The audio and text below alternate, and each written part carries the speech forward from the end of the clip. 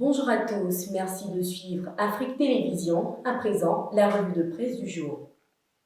Titrologie de ce 24 février 2022, les publications des journaux ivoiriens de ce jeudi 24 février 2022 ont été aussi prolixes que diversifiées. Contrairement aux tirs groupés hier, les journaux ont mis le bémol dans leurs publications relatives à la flambée des prix.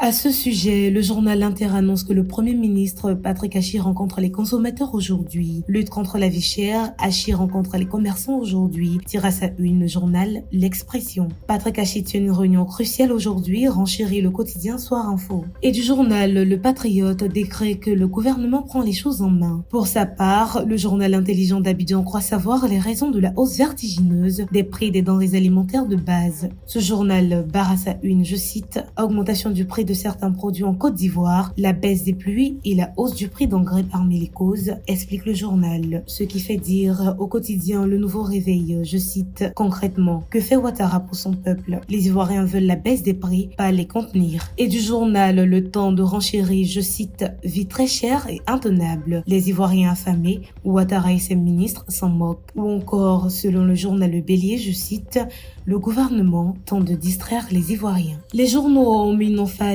sur le communiqué du Conseil des ministres tenu hier mercredi 23 février 2022. À ce sujet, le journal Essor parle des grandes décisions prises au Conseil des ministres, citant entre autres les mesures prises pour lutter contre le terrorisme, l'aide à apporter aux journaux privés et la dissolution de plusieurs sociétés d'État. Le gouvernement prend des mesures fortes, titre le journal Le Mandat qui cite aussi les mesures annoncées pour aider la presse privée en difficulté. Le même quotidien cite de même un membre du nouveau parti de l'ex-président Laurent Gbagbo, à savoir Kone Katina, qui appelle à la collaboration avec le gouvernement pour la lutte contre le terrorisme. Je cite, nous devons faire bloc, rapporte le journal.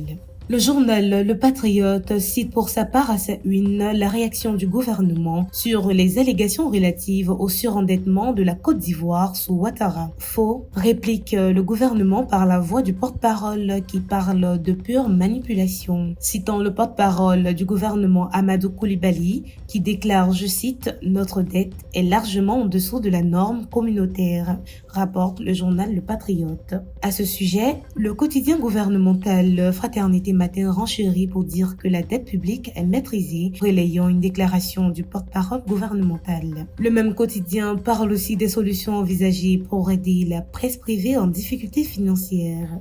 Tout comme en réaction à la question de l'endettement, le journal L'Avenir indique que le gouvernement démonte l'opposition et du journal de citer le porte-parole du gouvernement qui soutient que Ouattara est le seul qui a ajouté un plus aux acquis d'Oufoué. Sur tout autre sujet, le journal Soir Info annonce à sa une un remaniement ministériel qui est en vue et le nouveau palais présidentiel bâti pour la tenue des conseils des ministres. Le journal Le Nouveau Réveil parle du nouveau gouvernement de Ouattara, relayant un article lu dans Jeune Afrique. Ouattara va se séparer de 10 ministres, barre en sa manchette le journal Le Sursaut. Toujours à propos du nouveau gouvernement en vue, le journal Inter parle des départs entre 11 et 15 ministres prévus et 4 nouveaux personnels annoncés. Le journal Nouvelle Génération annonce à sa une que GPS, la formation politique de l'ex-président du Parlement Soro Guillaume, a changé de stratégie pour le recrutement de ses militants, rappelant que cette formation est frappée de dissolution au terme d'une décision de justice.